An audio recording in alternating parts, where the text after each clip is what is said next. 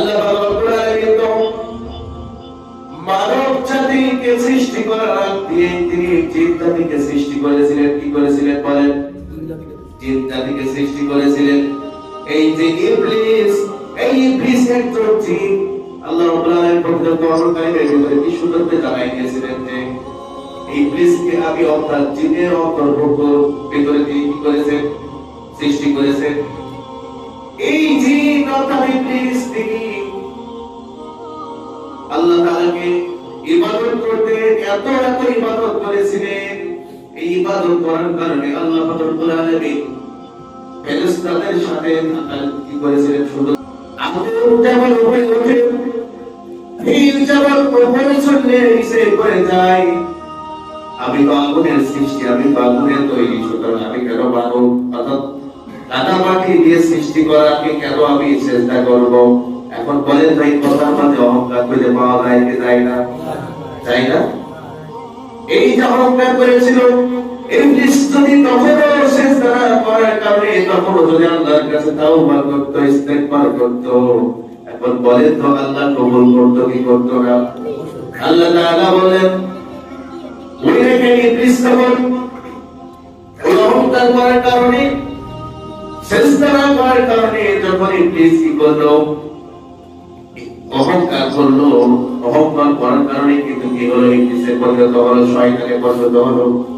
এবার যখন শয়তানে পরিণত হয়েছে, আল্লাহর কাছে তার একটি চাওয়া ছিল, তার ভিতরে একটি তিনি চেয়ে দিলেন যে আমি যখন এই আদম সন্তানের জন্য, আদমের জন্য আমি যখন ইবলিসে পরিণত হয়েছি, হে আল্লাহ তোমার বান্দা থেকে এত শুরু করেছি, তোমার বান্দা থেকে, তোমার গোলাম থেকে যখন আমি শয়তানি কাফেরে পরিণত হয়েছি, সুতরাং হে আল্লাহ আপনি আমাকে কিয়ামত পর্যন্ত হায়াত দিন। কি পর্যন্ত?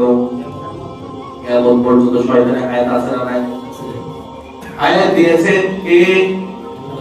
আল্লাহ তো হায়াত দিয়ে দিলেন।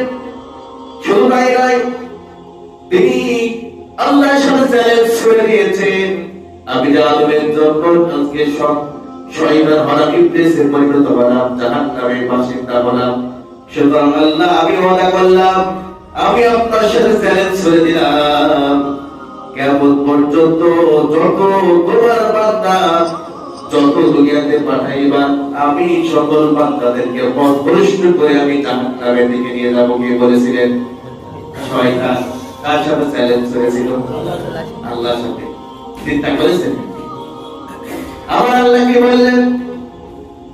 ওই ইবলিস তো শুনে রাখ, আমার বান্দা যখন গুনাহ করবে, গুনাহ করতে করতে পাহাড় সমান পরিমাণও যদি গুনাহ করে ফেলে, এই গুনাহ আমার বান্দা যদি নির্জনে মধ্যরাতে উঠে যদি চোখের পানি ছেড়ে আমি আল্লাহর কাছে যদি আকুতি বিনতি করে অনুতপ্ত হয়ে চোখের পানি ছেড়ে অশ্রু ছেড়ে যদি আমি আল্লাহর কাছে তাওবা ইস্তেগফার করে, আমি আল্লাহ রাব্বুল আলামিন ওই বান্দার সকল গুনাহ আমি মাফ করে দিব। সুবহানাল্লাহ। কে বলেছিলেন? শয়তান শুধু তাই বলে ক্ষান্ত হয় নাই, তিনি এটাও বলেছিলেন আমি আপনার বান্দাদেরকে সামনের দিক থেকে ধোঁকা দিব, পিছন দিক থেকে ধোঁকা দিব, ডানের দিক থেকে ধোঁকা দিব, বামের দিক থেকে ধোঁকা দিব। ইহদিনাস সিরাতাল মুস্তাকিম, আমি মুস্তাকিমের পথে সামনে আমি দাঁড়ায় থাকবো। আমি মানুষদেরকে কি করব? পথভ্রষ্টের দিকে নিয়ে যাব, জাহান্নামের দিকে নিয়ে যাব, জাহান্নামের দিকে নিয়ে যাব।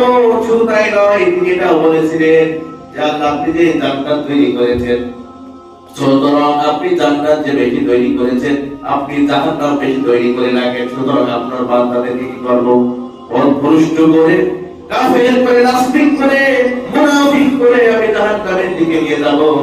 আর এটাও দেখেন আল্লাহ রাব্বুল আলামিন ওই ইবলিসকে এমন ক্ষমতা দিয়েছে যে তার শিরা, আমাদের মানব জাতির যে শিরা উপশিরা আছে, এমনকি রক্তের ভিতরেও কিন্তু ইবলিস করতে পারে, স্থান নিতে পারে, থাকতে পারে, ধোঁকা দিতে পারে। এই জন্য আমরা বান্দা অতি সহজেই ইবলিসের ধোঁকায় পড়ে যাই। কথা বলেন ঠিক কিনা? পড়ে যায় না? পড়ে যায়। এই যে অহংকারীরা জান্নাত যেতে পারবে না,